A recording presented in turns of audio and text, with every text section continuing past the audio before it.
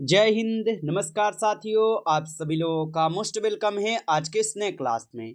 साथियों, आज के इस क्लास में हम सभी लोग पढ़ने वाले हैं एसएससी एमटीएस एग्जाम 2026 के लिए न्यू पैटर्न पर आधारित मॉडल पेपर के क्वेश्चन को, जो कि साथियों बिल्कुल आपके न्यू पैटर्न पे आधारित प्रश्न रहने वाले हैं। और ये आपके 4 फरवरी के साथियों एसएससी एमटीएस का एग्जाम जो स्टार्ट हो रहा है उन सभी के लिए काफ़ी इंपॉर्टेंट है। तो आप सभी लोग इस क्लास को अच्छे से देखिएगा और इन सभी प्रश्नों को आप अच्छे से जरूर याद करके जाइएगा।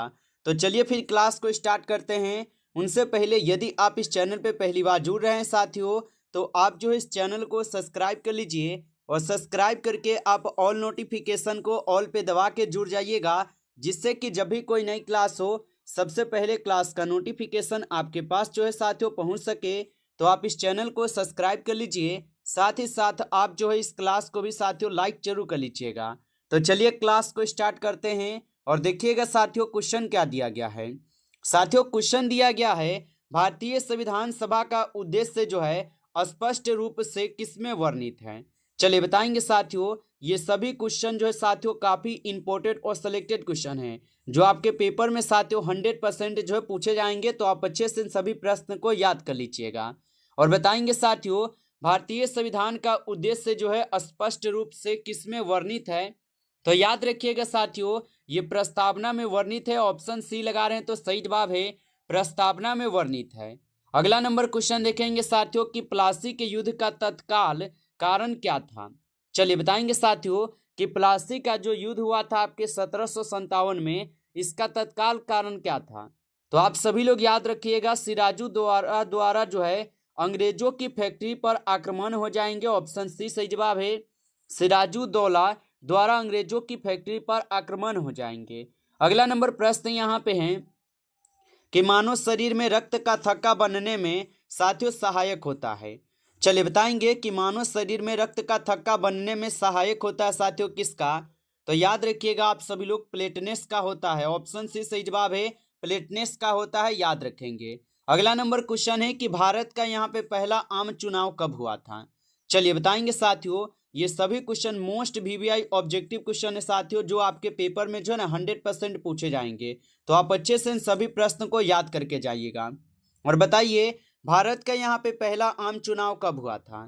तो भारत का पहला आम चुनाव 1951 में शुरू होता है और 1952 तक चलता है। ऑप्शन सी सही जवाब है, याद रखेंगे। अगला नंबर प्रश्न है कि दामोदर घाटी परियोजना किस उद्देश्य से शुरू की गई थी। चलिए बताइएगा साथियों दामोदर घाटी परियोजना ये किस उद्देश्य से शुरू की गई थी। तो साथियों ये किए गए थे आपके यहाँ पे सिंचाई, बाढ़ नियंत्रण और विद्युत उत्पादन उपयुक्त सभी के लिए की गई थी। ऑप्शन डी सही जवाब है उपयुक्त सभी के लिए। अगला नंबर प्रश्न है निम्न में से कौन सा रोग जीवाणु से साथियों होता है। चलिए बताएंगे आप सभी लोग निम्न में से कौन सा रोग है जो कि जीवाणु से होता है। तो साथियों जीवाणु से यहाँ पे तपेदिक रोग होते हैं। ऑप्शन यहाँ पे सी सही जवाब है साथियों तपेदिक रोग होते हैं, याद रखेंगे। अगला नंबर प्रश्न है कि इल्बर्ट बिल विवाद का संबंध था। बताइए साथियों इल्बर्ट बिल विवाद का संबंध किससे होगा। तो याद रखिएगा साथियों इल्बर्ट बिल विवाद का जो संबंध हो जाएंगे ये भारतीय न्यायाधीशों की शक्ति से है। ऑप्शन सी सही जवाब है यहाँ पे भारतीय न्यायाधीशों की शक्ति से है। अगला नंबर प्रश्न है राज्यसभा के 1/3 सदस्य कितने वर्षों में सेवानिवृत्त होते हैं। चलिए बताइएगा साथियों राज्यसभा के 1/3 सदस्य ये कितने वर्षों में सेवानिवृत्त होते हैं। तो याद रखिएगा साथियों 2 वर्ष में। ऑप्शन यहाँ पे 20 सही जवाब है 2 वर्षों में होती है।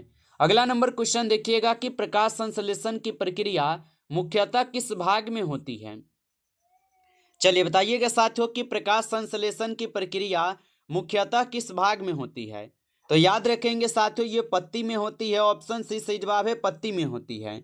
चलिए अगला नंबर क्वेश्चन है साथियों हरित क्रांति का सबसे यहाँ पे अधिक प्रभाव ये किस फसल पर पड़ा है। साथियों ये सभी क्वेश्चन एग्जाम ओरिएंटेड क्वेश्चन है, जो क्वेश्चन आपके पेपर में पूछे जा चुके हैं और यहाँ से बहुत सारे प्रश्न यहाँ से आपको सीधे सीधे देखने को मिलेंगे। और हरित क्रांति का यहाँ पे सबसे अगर अधिक प्रभाव देखा जाए तो ये पढ़ते हैं साथियों गेहूं पे। ऑप्शन यहाँ पे 20 सही जवाब है गेहूं पे हो जाएंगे। अगला नंबर क्वेश्चन देखेंगे भारत का राष्ट्रीय ध्वज साथियों किसने डिजाइन किया था। बताइएगा साथियों भारत का राष्ट्रीय ध्वज जो है किसने डिजाइन किया था? तो याद रखिएगा साथियों, भारत का राष्ट्रीय ध्वज जो है पिंगली बैकेया के द्वारा जो साथियों डिजाइन की जाती है। ऑप्शन ए सही जवाब है। आगे देखेंगे साथियों, प्रश्न है विटामिन डी का यहाँ पे मुख्य कार्य क्या है? चलिए बताएंगे साथियों, विटामिन डी का मुख्य कार्य क्या है? तो साथियों विटामिन डी का जो यहाँ पे मुख्य कार्य है, यह कैल्शियम यहाँ पे क्या है, कैल्शियम अवशोषण करना होता है। ऑप्शन सी सही जवाब है, कैल्शियम को अवशोषण करना। अगला नंबर क्वेश्चन यहाँ पे है, भारतीय संविधान में धर्मनिरपेक्ष शब्द जो साथियों ये जोड़ा गया था। बताइए साथियों, भारतीय संविधान में धर्मनिरपेक्ष शब्द कब जोड़ा जाता है? तो भारतीय संविधान में धर्मनिरपेक्ष शब्द जोड़ा जाता है 42वें संविधान संशोधन के द्वारा। ऑप्शन ए सही जवाब है, 42वें संविधान संशोधन के द्वारा। अगला नंबर क्वेश्चन है कि स्वदेशी आंदोलन जो ये किस घटना के बाद जो साथियों प्रारंभ हुआ था? चलिए बताएंगे, स्वदेशी आंदोलन जो ये किस घटना के बाद प्रारंभ हुआ? तो याद रखिएगा साथियों, स्वदेशी आंदोलन जो ये बंगाल विभाजन जब होता है उसके बाद होता है। ऑप्शन बी सही जवाब है। अगला क्वेश्चन यहाँ पे है, निम्न में से कौन सा राज्य है जो कि अरब सागर में नहीं जुड़ा है? चलिए बताइए साथियों। और साथियों आप लाइक नहीं किए होंगे इस क्लास को, तो आपसे छोटा सा रिक्वेस्ट है साथियों, आप इस क्लास को एक बार लाइक जरूर कर लीजिएगा। नए जुड़े हैं चैनल पे तो आप इस चैनल को भी सब्सक्राइब करके ऑल नोटिफिकेशन को ऑल पे दबा के आप जुड़ जाइएगा, जिससे कि जब भी कोई नई क्लास हो सबसे पहले क्लास का नोटिफिकेशन आपके पास जो है साथियों पहुंच सके। तो आप इस चैनल को सब्सक्राइब कर लीजिएगा। और यदि आपको पीडीएफ चाहिए साथियों तो आप कमेंट करके हमें जरूर बताइएगा। और बताइए साथियों, निम्न में से यहाँ पे कौन सा राज्य है जो कि यहाँ पे अरब सागर से नहीं जुड़ा है? तो याद रखिएगा साथियों, ओडिशा नहीं है। ऑप्शन डी सही जवाब है, ओडिशा राज्य नहीं जुड़ा है। अगला नंबर क्वेश्चन देखेंगे साथियों, मानव हृदय में शुद्ध रक्त जो है साथियों यहाँ पे कौन सा भाग पंप करता है? तो मानव हृदय में शुद्ध रक्त का कौन सा भाग है जो कि पंप करता है? तो साथियों यहाँ पे बायां नीलय होगा। ऑप्शन यहाँ पे डी कीजिएगा सही जवाब, बायां नीलय होगा। अगला नंबर क्वेश्चन देखेंगे साथियों, क्वेश्चन है और क्वेश्चन क्या है आप सभी लोगों का, संविधान के किस भाग में आपातकालीन प्रावधान है? चलिए बताएंगे साथियों कि संविधान के किस भाग में आपातकालीन प्रावधान है। तो साथियों संविधान के भाग जो 18 दिए गए हैं, भाग 18 दिए गए हैं साथियों, उसमें क्या है, तो इसमें आप लोग का आपातकालीन प्रावधान दिए गए हैं, याद रखिएगा। चलिए आगे देखिएगा, प्रश्न यहाँ पे है, बुल्लू बेबी सिंड्रोम का मुख्य कार्य क्या है? बताइए। तो बुल्लू बेबी सिंड्रोम का मुख्य कारण क्या होगा साथियों? तो याद रखिएगा आप सभी लोग, नाइट्रेट युक्त जल। ठीक है, क्या होगा, नाइट्रेट युक्त जल होता है। ऑप्शन सी सही जवाब है, याद रखेंगे। अगला नंबर क्वेश्चन यहाँ पे है कि भारत का सबसे बड़ा रेगिस्तान जो है साथियों कौन सा है? चलिए बताइएगा साथियों, भारत का सबसे बड़ा रेगिस्तान कौन सा है? तो याद रखेंगे साथियों, थार रेगिस्तान जो कि भारत का सबसे बड़ा रेगिस्तान है, याद रखेंगे। अगला नंबर क्वेश्चन है कि G20 समूह जो है ये मुख्य रूप से संबंधित है। चलिए बताइए साथियों क्या होगा कि G20 समूह जो है मुख्य रूप से संबंधित हो जाएंगे। तो साथियों ये आर्थिक सहयोग से संबंधित है। ऑप्शन सी सही जवाब है, आर्थिक सहयोग। आगे देखिएगा, प्रश्न है कि नील विद्रोह जो है साथियों किससे संबंधित था? चलिए बताएंगे साथियों, नील विद्रोह जो है ये किससे संबंधित था? तो साथियों आप लोग को पता होगा, नील विद्रोह जो है ये नील की खेती से ही संबंधित है। ऑप्शन यहाँ पे सी सही जवाब है। आगे देखिए, प्रश्न है, मानव शरीर का सबसे बड़ा यहाँ पे आंतरिक अंग कौन सा है? चलिए बताएंगे साथियों, मानव शरीर का सबसे बड़ा आंतरिक अंग कौन सा होगा? तो सबसे बड़ा आंतरिक अंग जो है यकृत है। ऑप्शन सी सही जवाब है, यकृत होगा। नेक्स्ट क्वेश्चन देखिएगा साथियों, क्वेश्चन है, भारत का राष्ट्रीय पशु कौन सा है? चलिए बताएंगे साथियों, भारत का राष्ट्रीय पशु कौन सा है? साथियों ये 2016 और 2011 के पेपर में ये प्रश्न पूछा जा चुका है। तो भारत का राष्ट्रीय यहाँ पे आप लोग का पशु जो है साथियों यहाँ पे बाघ हो जाएंगे। ऑप्शन सी है। अगला नंबर क्वेश्चन है, लोकसभा में न्यूनतम आयु जो है साथियों कितनी होनी चाहिए? तो बताएंगे साथियों, लोकसभा में न्यूनतम आयु कितनी होनी चाहिए? तो साथियों लोकसभा में जाने के लिए न्यूनतम आयु जो है यहाँ पे 25 वर्ष होनी चाहिए। और जबकि राज्यसभा में अगर आप बात करेंगे तो राज्यसभा में आपको 30 वर्ष चाहिए। ठीक है साथियों, तो याद रखिएगा यहाँ से आपके क्या पूछा है, लोकसभा, तो लोकसभा में 25 वर्ष होगा। चलिए आगे देखते हैं और अगला नंबर क्वेश्चन देखेंगे। क्वेश्चन है, दक्षिण भारत का गंगा जो साथियों किस नदी को कहा जाता है? चलिए बताइएगा, दक्षिण भारत का गंगा जो साथियों किस नदी को कहा जाता है? तो साथियों कहे जाते हैं गोदावरी नदी को। ऑप्शन सी सही जवाब है गोदावरी नदी। आगे देखेंगे साथियों, प्रश्न है रक्त का जो लाल रंग है साथियों ये किस कारण से होता है? चलिए बताएंगे साथियों, रक्त का लाल रंग किस कारण से होता है? तो रक्त का जो लाल रंग है साथियों ये आपके हीमोग्लोबिन के कारण होते हैं। ऑप्शन सी सही जवाब है। आगे देखेंगे साथियों, प्रश्न है भारत छोड़ो आंदोलन के समय जो है वायसराय कौन था? चलिए बताइएगा साथियों, भारत छोड़ो आंदोलन के समय वायसराय कौन था? तो याद रखिएगा साथियों, भारत छोड़ो आंदोलन के समय वायसराय जो है लॉर्ड लिन लिथंगे हो जाएंगे। ऑप्शन यहाँ पे सी सही जवाब है, लॉर्ड लिन लिथंगे हो जाएंगे। अगला नंबर क्वेश्चन देखेंगे साथियों, क्वेश्चन है राष्ट्रपति पर महाभियोग जो है ना कौन चलाता है?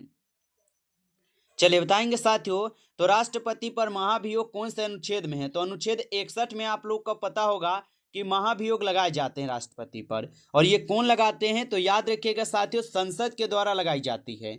अगला नंबर क्वेश्चन है भारत का मैनचेस्टर जो है साथियों किसे कहा जाता है?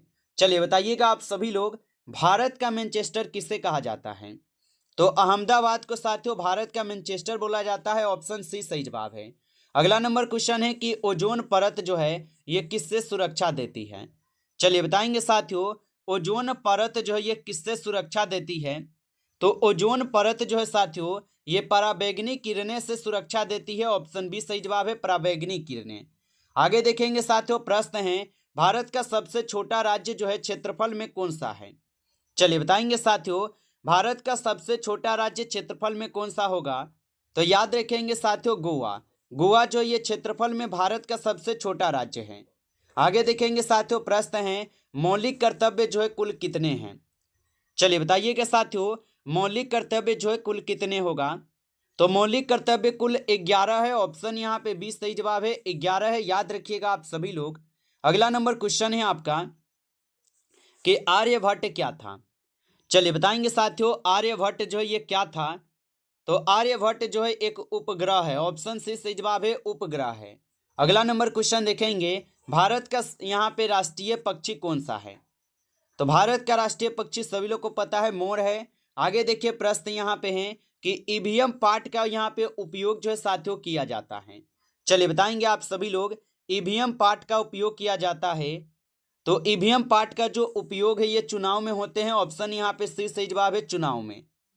नमस्कार साथियों, इस क्लास में आपके टॉप 35 क्वेश्चन थे जो कि काफ़ी इंपॉर्टेंट और सेलेक्टेड क्वेश्चन थे। ये सभी क्वेश्चन साथियों, यदि आपको क्लास अच्छा लगा हो तो आप जो इस क्लास को साथियों लाइक जरूर कर लीजिएगा। नए जुड़े हैं चैनल पे तो आप इस चैनल को सब्सक्राइब करके ऑल नोटिफिकेशन को ऑल पे दबा के जुड़ जाइएगा, जिससे कि जब भी कोई नई क्लास हो सबसे पहले क्लास का नोटिफिकेशन आपके पास जो है साथियों पहुँच सके। तो आप इस चैनल को सब्सक्राइब जरूर कर लीजिएगा। चलिए फिर मिलते हैं आपसे नेक्स्ट टॉपिक के साथ नेक्स्ट क्लास में। तब तक के लिए जय हिंद, जय भारत।